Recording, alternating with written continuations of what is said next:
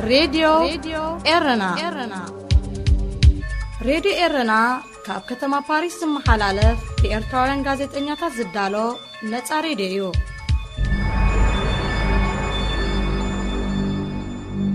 زي دمت أربع رنتيو نقحتنا تكبر معرزة تامرت كرماس حيلين مفتار قحقح زوفرت عرب حارنت مركوس هزباونت عرب حارنت مركوس هزباونت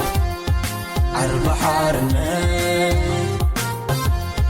انيت مزمورا نود عاونت أباي تازلو هياو كوننت مقالة حكي معد آبركي عربي حارنت ناي تسفانا سنتي عربي حارنت زخبركم تخطاتلتي راديو إيرنا كميك أنيقوم أبزل لكمو سناين خطولو تسفا نقبر لومغا كمت ناي وترو حموس ندالو أبهلو كونتات كنزاربينا ناي لوم عنتي أدالوتي أنا إسياسيوم كمون غزازر سناي كاب كاليفورنيا أنا كاب أتلانتا ينازلنا مو حو غزاي سمونت كوينا خلا إجزي تراغبنا مالتيو خمي كمي እግዚአብሔር ይመስገን ጽቡቅ እሱ ነፍስ ከመይ ቀኒኻ ቤላ ቦገና ጽቡቅ ይዘሎ ወገና አትላንታ ኦሮብ ማይ ገለመለ በክስታይ ገብረና አሎ በዝሐና አሎ ካሊፎርኒያ ከመይኹም ዘለኹም በዝውን አይ ቲንክ ክረምቲ ዳርጋ ትርር እናበለ ረስኒ ሃሩር ይጅምራሎ but I guess ከም ዘለዎን ተቀጽሉን አይጽላአን ይብለካ ንቡር እዩ ዋን ኢዶ እወ ከም ወቅቱ እዩ ራይት ጽቡቅ موزا سومون زيا بزعبا ناي تصمدو إنا خنزارب زي تصمدو بسرعة قدفن بناي مريحنة دينا خنبلو ماناتو خساب حجي ولا حانتو اوفيشالي تزاربون بتقراي وغن يقداس تي بوردرن قلن كاب كزخوفوتو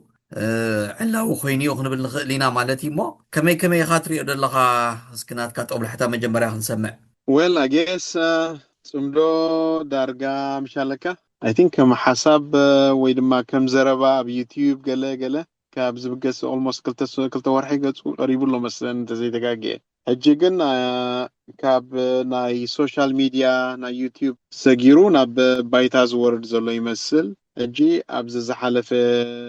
ክልተ ሰሙን ዳርጋ ንበሎ ኣብ ተኸባቢ ድሕሪ መዓልትና ጽነት ዝነበረ I think በዚ ናይ ሸነኽ ናይ ዛላምበሳ ዝነበረ በዚ አይጋ ዓልቴና ገለ ብኡ ህዝቢ ምስ ህዝቢ ርክብ ነይሩ ይዝብል ዜና ነይሩ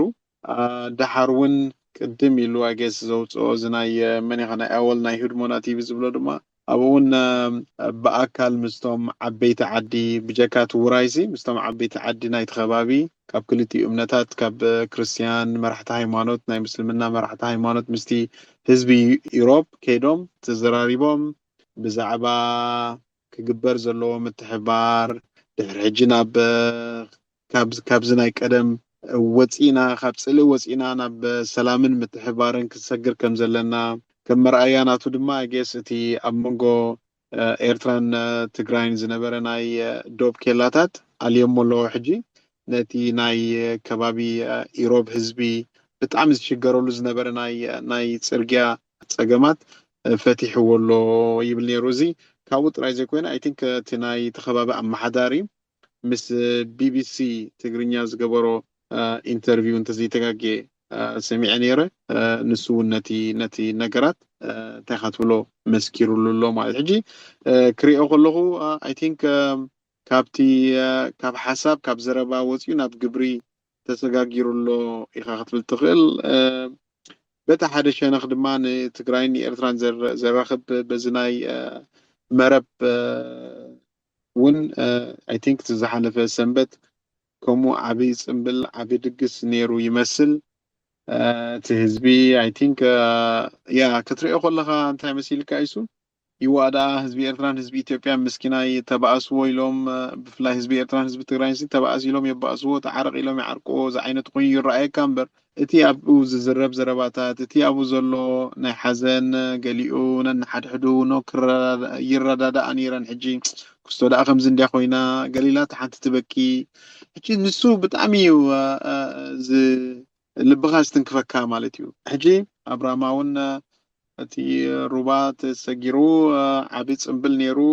ካብ ክልቲኡ ወገናት ካብ ክልቲኡ ህዝብታት ማለት ካብ ክልቲኡ መራሕቲ ሃይማኖት ናይ እምነት ክርስትናን ምስልምናን ካብ ክልቲኦም ዓበይቲ ዓድታት ሕጂ ብጣዕሚ ዝገርመካ እዚ ቅድሚ 2 ዓመት ቅድሚ 3 ዓመት ብዛዕባ ኤርትራን ትግራይን ብፍላይ ኣብ ነናሓድሕዶም ዝዛረብዎ ዝነበረ ሕማቅ ዘረባ በቶም ኣብዚ ፅምብላት ዝነበሩ ሰባት ዝዛረብዎ ዘረባ ክትወዳድሮ ከለካ ብጣዕሚ ዝገርመካ ናይ ብሓቂ ህዝቢ ኤርትራን ህዝቢ ትግራይን ማዕረ ክንደይ ቀረባ ምዃኑ ማዕረ ክንደይ ሕዋት ምዃኑ ንፖለቲካ ወይ ድማ ንተኣሽሙ ዘይኮነስ ናይ ብሓቂ ምዃኑ እዩ ዝነግረካ ምክንያቱ ፍርቂ ጎነይ ኣነስ ኣብዝሎ ፍርቂ ጎነይ ኣብትሎ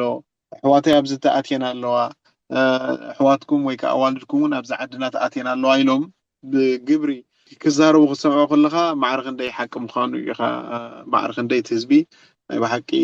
ኣሕዋት ምዃኑ እዩ ዘረዳእካ ስለዚ ኩሉ እቲ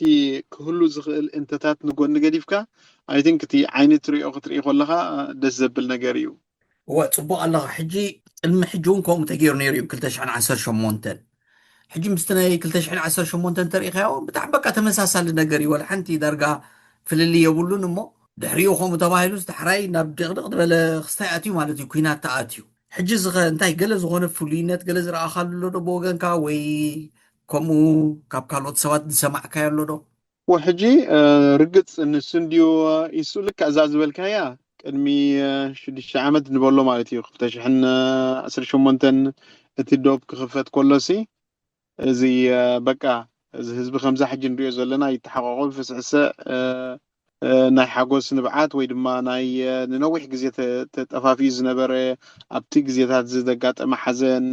ከም ብሓድሽ ተነጊርዎ ዝንባዕ ንብዓት ርኢና ኢና ማለት እዩ ግን ሓደ ፍልይ ዘብሎ ናይዚ ሕጂ ዘሎ ኩነታት እንታይ እዩ ህዝቢ እቲ ህዝቢ ሲ ብዛዕባ እቲ ኩነታት ክዛረብ ብዛዕባ እቲ ኩነታት ርእይትኡ ክህብ ዳርጋ ኣብቲ ናይ 2008 ሜቢ 18 ማለት እዩ ምስ ምንዋሕ ግዜ ረሲዕዮ ከይህሉ ከምኡ ዝረኣኹ ይመስለንን ኣብዚ ግን እቲ ህዝቢ ብፍላይ ኣይ ቲንክ ብወገን ህዝቢ ትግራይ ኩሉ ግዜ ምሽ ኤርትራውያን ኣሕዋትና እዮም ገለ ይበሃል ሕጂ ኤርትራውያን እንታይ ዝመስሎም እዚኦም ርኢኻ ሕጂ ስለዝሓሰሞም ወይ ድማ ምሳና ክዛመዱ ስለዝደለዮም ከምኡ ዝብል ዘለው ኢሎም እዮም ዝዛረቡ ማለት ብወገን ኤርትራ ብወገን ኤርትራውያን ህዝቢ ትግራይ ሓወዩ ገለ ኢልካ ክትሰምዕ ብዙሕ ብፍላይ ኣብ ሰብ ዝተኣከቦ ኣብ ሚድያ ገለ ብዙሕ ከምኡ ኣይትሰምዕን ኢኻ ሕጂ እዚ ግን እዚ ሓደ ፍሉይ ነገር ትሪእየሉ ማለት እዩ እቲ ህዝቢ ኤርትራ ብፍላይ እዚ ናይ ዛላንበሳ ዝነበረ ዋላ እዚ ናይ መረብ ከዓ ብዓብዩ ብፍላይ እቲ ህዝቢ ካብ ክልቲኡ ሳይድ ካብ በዓል ዓዲ ኋላ እንዳገርግስ ከባቢ ካብ በዓል ዛላንበሳ እንታይ ካ ትብሎ መነኩሰይቶ ከባቢ በቲ ናይ ዛላንበሳ ሳይድ ማለት እዩ ህዝቢ ወፂኡ እቲ ናቱ ሕውነት እቲ ናቱ ቅርበት ብመራሕቲ ስለዝተባእሱ ንሕና ክንበኣስ የብልናን መራሕቲ ህዝቢ ከይሓዙሲ ህዝቢ ከይሓዙ ዋላ ሓደ ክገብሩ ይክእሉን እዮም ስለዚ ክንዕሽ የብልናን ክንደይ ግዜ ኢና ክንብደል ክንደይ ግዜ ኢና ክንነብዕ ገለ ኢሉ ክዛረብ ክትሪኦ ከለካ ቁሩብ ካብቲ ናይ ቅድሚ ሕጂ ፍልይ ዝበለ ይገብሮ ግን ድማ ልክ ከምታ ዝበልካያ ነቲ ምፅንባር ናይቲ ህዝቢ ነቲ ሓጎስ ርኢኻ ድሕሪ ሓደ ደቂቕ ድማ ንድሕሪት ምልስ ኢልካ እዚስ ናይ ብሓቂ ድዩ ዘብል ኩነታት እውን ይፈጥረልካ ምክንያቱ እቲ ዝነበረ ናይ ቅድሚ ሕጂ ምትሕውቃፍን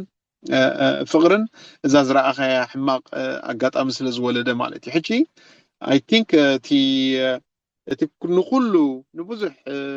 አይ ቲንክ መብዛሕትኡ ሰብ ነዚ ነገር እዚ ይድግፎ እዩ ነዚ ናይ ህዝቢ ምትሕውቃፍ ዝቃወሞ ዘሎ ይመስለንን እቲ ፍርሒ ዘሎ ግን ዋት ኢፍ ድሕሪ ዝኸ ናብ ኩናት ተተኣትወ ናብ ህልኽ ተተኣትወ እንታይ ዋሕስ ወይ ከዓ እንታይ መከላኸሊ ኣለና ዝብል እዩ ሕጂ ንሱ ቁሩብ ኩሉ ህዝቢ ኤርትራን ህዝቢ ኢትዮጵያ ህዝቢ ትግራይ ብፍላይ ክሓስበሉ ዘለዎ ጉዳይ ኮይኑ ይስምዓኒ إذاعة إرينا صوت مستقل لإريتريا I think ጽቡቕቲ ነጥቢ ምፂኻ ኣለኻ እታ ፍሉይነት እቲ ህዝቢ ቁሩብ ዓዊሉ ምዝራቡ እዩ ሜቢ ብቲ ናይ መጀመርያ 2018 ናይ ሰላም ገለ ምስ ተባህለ በቃ ድሕሪ 20 ዓመት ሰላም ተገይሩ ኢሉ እቲ ሰብ ክስታይ ኮይኑ ነይሩ እዩ ህንጥይነት ነይርዎ እዩ ሕጂ ግን ቅድሚ 6 ዓመት እውን ከምዚ ጌርና ነርና ሕጂ ከዓ كن لب مالنا خنعش يبلنا نقله زبل زرباتات نيرمو زي بقى تماهرنا لخون كون تسفا قبر دقيمنا بكستاين خينا عطو أبزقن انتهى له مسيلكا جزائي بقى إسياس كابتا زحلف وان وانتزاريبنا نيرنا أبزناي عسران قنبت عسران 4 مدرو أي تعاسني زبل زربات تزاريبو نيرو تقراي استقبرس أي تعاسني بقى حوص حقوسي يلو نيرو مالتي بزغا تمليسو خا صمدو بلالو حجي زي ميكسد مسج بلوزم عدي بقى تصراري ملختي زما حلالف زلو مالتي حجي زي بوزحات تقارو اقطعو مالو ستيل غنا امنتون كم زي بلو مزارو بيوم ات بوردر زلو كن بقى نحنا حواتينا خا بلالو مالتي اوف كورس بتقارو بزح كستايات الله زي نغير زي توحد قلو مالو بيرتراين كان تاريخا خا بفلاي بدليت فتح وغن كا ናይ ኢሳያስ ባህሪ ጽቡቅ ጌርና ስለ ዘይንፈልጥ ኣብ ሰላም ዝነብር ሰብ እውን ስለ ዘይኮነ ካብቲ ዘራርቡ እውን ቅድሚ ሕጂ 2018 ጌም ኢዝ ኦቨር ኢሉ ነይሩ ሕጂ ከዓ ነለካ ከዓ ልክዕ ከማ ዓይነታ ዘረባስ ደሰይም እያ ማለት እዩ ሕጂ ከዓ ኣይጠዓስን እየ ኢሉ ማለት እዩ ዝተገብረን ሕጂ እንታይ ንኽብል ኢለ ብተዛማዳ ከዓ በቲ ናይ ደለይት ፍትሒ ትሪኦ ከለካ ከዓ በቃ ኩሉ ግዜ ህዝቢ ትግራይ ሓውና ህዝቢ እዩ ኢሉ ዝኣምን እዩ ኣብቲ ዝነበረ ፅንኩር ኩነታት እውን ኣብ ጎኒ ህዝቢ ትግራይ ደው ዝበለ ህዝቢ እዩ ማለት እዩ ወይ ከዓ ኤርትራዊ እዩ ሕጂ ከምታት ክትርኢ ከለካ በቲ ኤርትራዊ ሸነኽ እውን እቲ ወፍሪ ሰላም ተባሂሉ ንዝሓለፈ 5-6 ዓመታት እውን እቲ ወፍሪ ሰላም በቃ እቲ ህዝብስ የሕዋት ህዝቢ እዩ በቃ እዚ ህዝቢ እዚ ሰላም ክገብር ኣለዎ ተባሂሉ ዓመት ዝተፈላለየ ከተማታት እንዳኸድካ ናይ ምትእኽኻብ ናይ ኢን ሜን ምባሃል ከምኡውን ኣብ መጨረሻውን ብጓይላ ጌርካ እቲ ህዝቢ ብሓንሳእ ድፃወተሉ ኩነታት እውን ይፍጠር እሞ ካብኡ ሓሊፉ እውን ገንዘብ ተዋፂኡ እቲ ገንዘብ እውን ናብ ትግራይ እንዳኸደ ነቶም ሽጉራት ዝሕግዝ ገንዘብ እውን ዋፃእ ነይሩ እዩ ሎሚ ዓመት ኣጋጣሚ ኮይኑ ብዛኣነ ዘለኹ ኣብ ኣትላንታ ክኸውን ተወሲኑሎ ማለት እዩ ናይ ወፍሪ ሰላም እቲ ወፍሪ ሰላምስ ምናልባት ነቶም ዘይፈልጥዎ እቲ ወፍሪ ሰላም ኣብ መንጎ ህዝቢ ትግራይን ኣብ መንጎ ህዝቢ ኤርትራን ንምቅርራብ ወይ ፀገማት ንኸይፍጠር ብድሕሪ ሕጂ እውን ወይ እውን እቲ ሕውነት ከመይ ጌርካ ናብ ነቡር ቦትኡ ትመልሶ ከመይ ጌርካ ዳግማይ ናብ ኩናት ንኸይኣቱ እቲ ህዝቢ ዘነቓቕሕ ፕሮግራም እዩ ማለት እዩ እሞ እዚ እውን ኣብ ኣትላንታ ክግበር እዩ እቲ ግዜ መዓልቲ እንታይ እዩ ገለ ኣብ ዝቐረበ እዋን ይገልፅዎ ኾን እዮም ግን ኣብ ኣትላንታ ምዃኑ ኣብ ኣትላንታ ከም ዝግበር ግን ተወሲኑሎ እሞ ገዛኢ ኣብዚኣ ግን ፍሉይ ገብራ ከዓ ብህዝቢ ኤርትራ ወላ ሓንቲ ድዝረብ ነገር የለን ብዛዕባ እዚ ክስታይ ብዛዕባ እዚ ወፍሪ ሰላም በንፃሩ ድዛረቡ ዘለዉ እዞም ትሪኦም ዘለካ ሰባት እዮም በንፃሩ ብናይ ትግራይ ግን ክትዕ ዘተ ኣብ ውሽጢ ትግራይ ይኹን ኣብ ደገ ይግበር ኣሎ እሞ ኣብ ስታት ከታይ ኣሎ ዝተዓዘብካዮም I think እታ ሓንቲ ዝረሳዕኳ ፅብቕቲ እታ ወፍሪ ሰላም ሲ I think በዚ ፅምዶ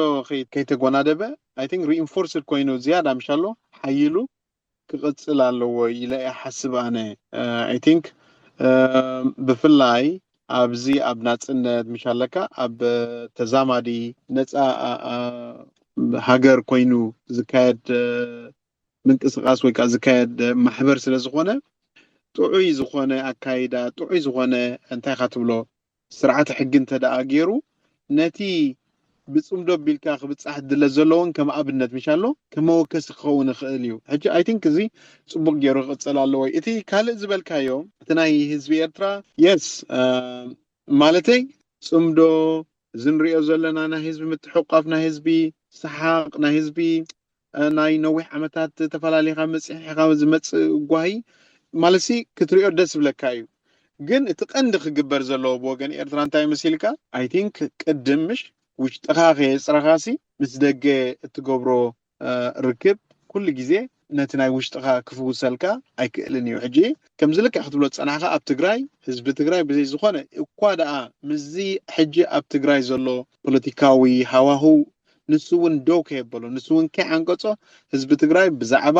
ኣብ ትግራይ ክህሉ ዝኽእል ስርዓተ ምሕደራ ኣብ ትግራይ ክህሉ ዝኽእል ፖለቲካዊ ራእይ ኣብ ትግራይ ክህሉ ዘለዎ ፖለቲካዊ ኣወዳድባን ኣሰላልፋን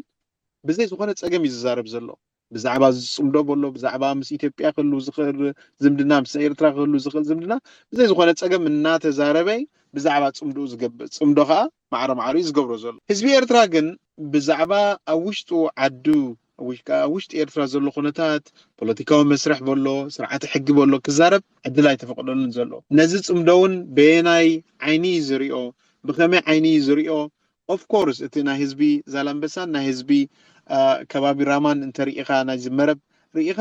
እወ ኦፍ ኮርስ ዝበዝሐ ሰብ ብሓጎስ ይርአ ይኸውን ኢልካ ትሓስብ ግን ንኣብነት እሞ ሕስብ መብሎ ኢሳያስ ቅድሚ ምስዕሳዕ ቅድሚ ምሕጓስ ኣብ ባህልና ኣብ ሕብረተሰብናሲ ሓዘንካ ክትዓፁለካ ሓዘን ክትዓፁለካ ማለት እንታይ ማለት እየ ኣብዚ ዝሓለፈ ኣብ መንጎ ትግራይን ኢትዮጵያን ኤርትራ ዝተሓወሰቶ ኩነታት ዝሞቱ ሂወቶም ዝሰኣኑ ዝሰንከሉ መዓት ኤርትራውያን እዮም ዘለዉ ብዛዕባ እዞም ሰባት እዚኣቶም ህዝቢ ኤርትራ ክሳብ ሕጂ ወላ ሓደ ሓበሬታ የብሉን ወደይ ሞይቱ ድዩ ተሰዊኡ ድዩ ንበሎ ወይ ሰንኪሉ ድዩ ዝፈልጦ ዋላ ሓደ ነገር የለን ሕጂ ገና እዚ ሰብ እዚ ብዛዕባ እዚ ነገር እዚ ከይወድኦ ከሎ ንዓበል በቃ ንተዓረቕ ተዓሪቕና ኢና ክትብሎ ከለካ ቁሩብ እሱ የተሓሳስበካ እዩ ሕጂ ህዝቢ ኤርትራ ኣብ ደገ ዘሎ ኣብ ውሽጢ ዘሎ ንሕና ብዛዕባ ፅምዶ ዋላ ሓደ ፀገም የብልናን ምስ ሓውና ህዝቢ ትግራይ ኢኖም መናብርትን መዳሚትን መላምንቲ ሓዊ መባእስቲ ኢና ንቡር እዩ ማለት እየ ግን ሰላምና ሓሊና ንዘለኣለም ንምዕባለን ርሁብ መፃእን ክንጥምት ፀገም የብልናን ግን ኣብ ዓድና ዘሎ ኩነታት እዝን ቅድም ክነፃርለና ኢሉ ህዝቢ ኤርትራ ቁሩብ ክሓስብን ክዛረብን ክጅምር ክኽእል ኣለዎ ኢለ ዘተሓሕዞም እዚ ኩነታት إذاعة إرينا صوت مستقل لإريتريا حراي صبو هو ولا كم تزبلكايو እውን ብኤርትራ ወገን ነዚ ፅምዶ ዝነዝሑ ዘለዉ ሰባት ወይ ነዚ ፅምዶ ዝጉዝግዙ ዘለዉ ሰባት እውን እንታይ እዩ ገለ ፍሉይነት ኣሎ ዶ ዝረኣኻዮ well I think ኣብኡ ኩልና ንሰማማዕ ይመስለኒ ንሱ እንተ ሓደ ካብቲ ኮንሰርን ናይ ፅምዶ እንታይ ይመስልካ ሓደ ማለት ምሽ እዚ ሓዳር ዋላ ክትገብር ከለኻሲ ወሓስ ትገብር ይወሓሰኩም ዶ መንግስቲ ይሞቱ ገለ ተባሂልካ ያደኖ ከም ተቀደም ማለት እዩ ካብኡ ሓሊፉ ድማ ቤተክርስትያን ከድካ እውን ቃል ኪዳንን ማሕላን ትገብር ካብኡ ሓሊፍካ እውን ኣብ ማዘጋጃ ቤት ተራ ተኣምን ኮይንካ እውን ኣብ ማዘጋጃ ቤት ከድካ እውን ትፈራረም ሕጂ እዚ ፅምዶ ናይ ማለት ዕርቂ ዝሓለፈ ሓሊፉ ንተዓረቕ ንኸይንዳማመሲ ንቅድሚት ገጽና ፅቡቅ ሂወት ንክህልወናሲ ንሕበር ትብል ኣለካ ግን ኣብ ምንታይ ባይታ ምርኩስ ጌርካ እዩ ሓደ ንሱ እቲ ጎዲሉ ዘሎ ካብዚ ፅምዶ ካልኣይ ድማ ብወገን ህዝቢ ትግራይ I think I cannot be 100% certain ብወገን ኤርትራ ግን እቶም ናይ ፅምዶ ኣካላት ወይ ከዓ ናይ ፅምዶ ኣካየድቲ ተባሂሎም ኣብቲ ናይ ኣወል ስክሪን ዝመፁ ዘለዉ ሰባት I think ክሪኦም ከለዉ ቁሩብ እቲ ናይ መትከል ፀገም ዘለዎም ኮይኑ ይስማዓኒ ማለተይሲ ኣብዚ ዝሓለፈ 3-4 ዓመት ብዛዕባ ትግራይ ብዛዕባ ህዝቢ ትግራይ እንታይ ይዛረቡ ነይሮም ሕጂ ከዓ ንሳቶም ዝቕይስዎ ንሳቶም ዘካይድዎ ቁሩብ ከምዚ እሲ ኮሽን ይገብረልካ ማለት እዩ ኩሉ ግዜ ካብ ሽሕሲ ሓላፊ ሽሕዲ ዝበሃል ካብ ሽሕሲ ሓላዊ ሽሕ ዝበሃል ኣለኖ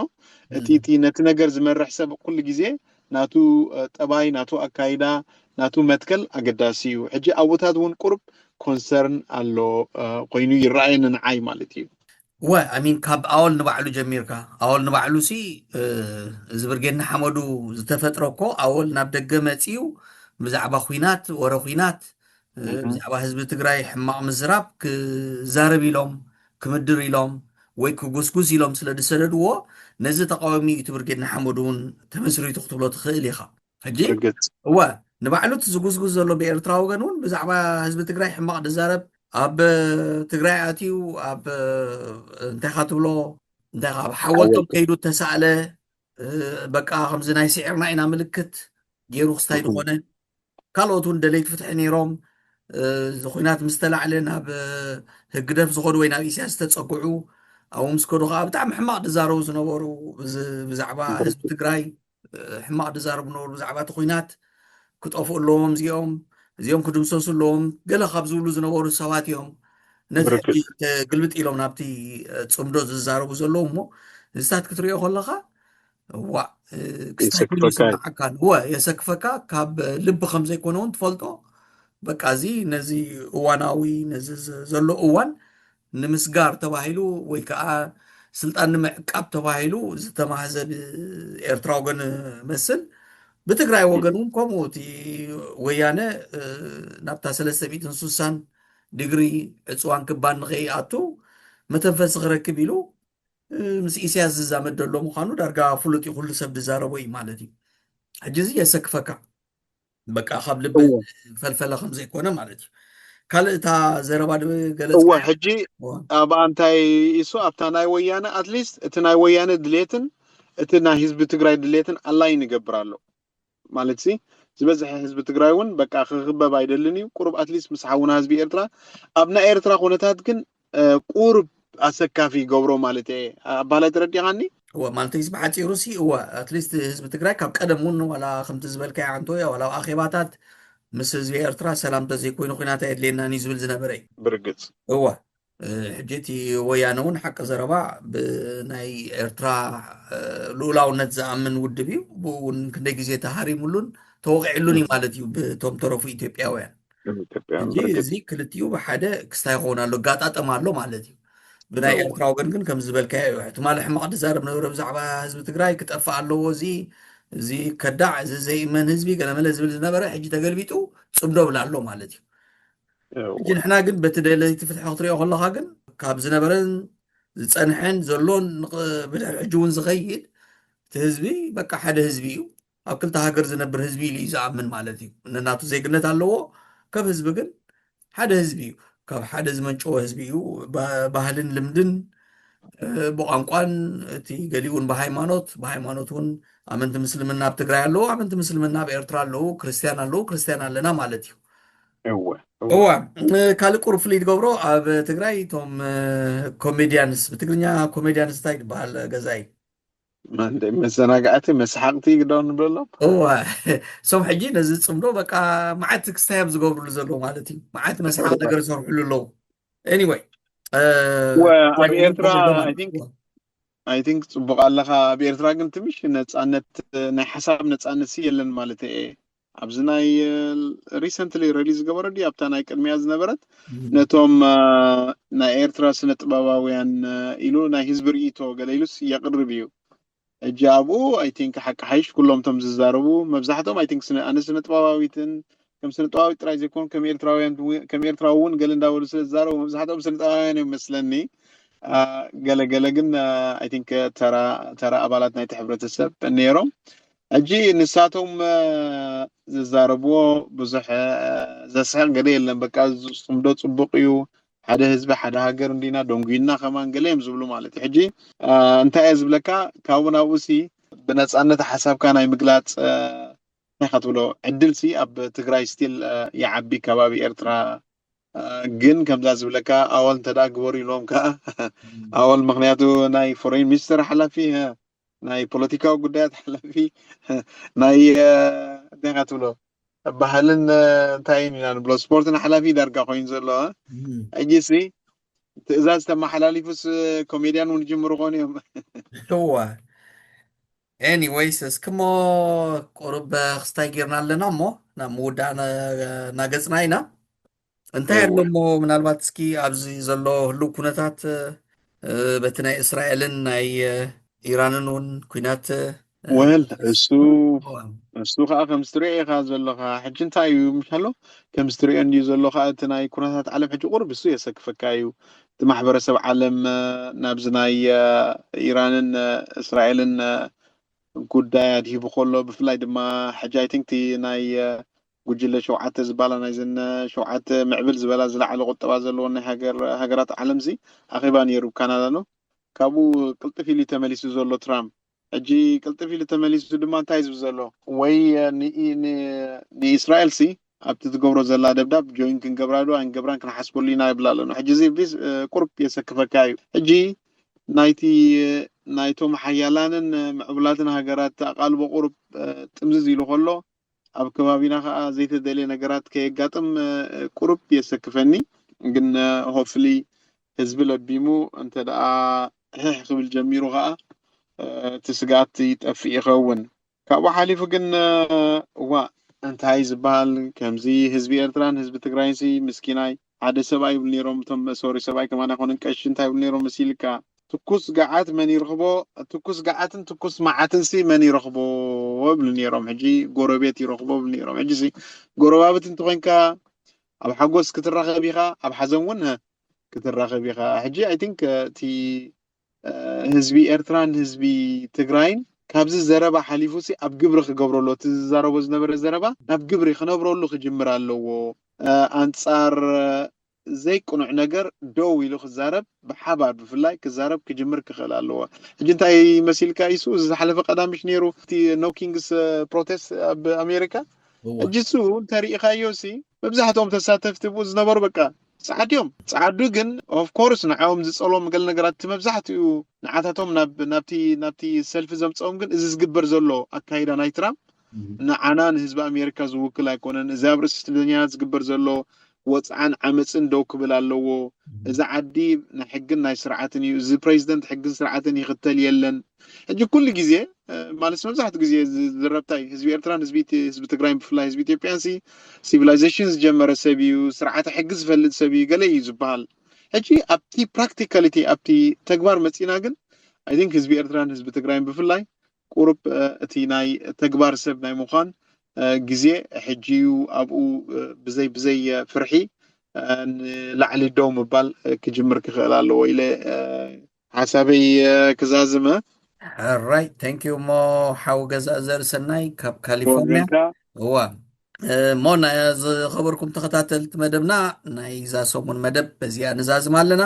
ኣብ ዝመጽእ ዘሎ ሰሙን ብተመሳሳሊ መደብ ክሳዕ ንራኸብ ደሓንቀኒ እዩ thank you ገዛይ thank you ይሱ እዚ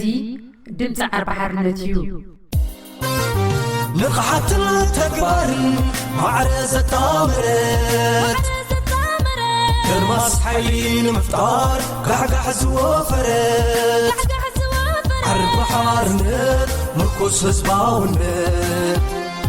عرب حارنت مركز هزباونت عرب حارنت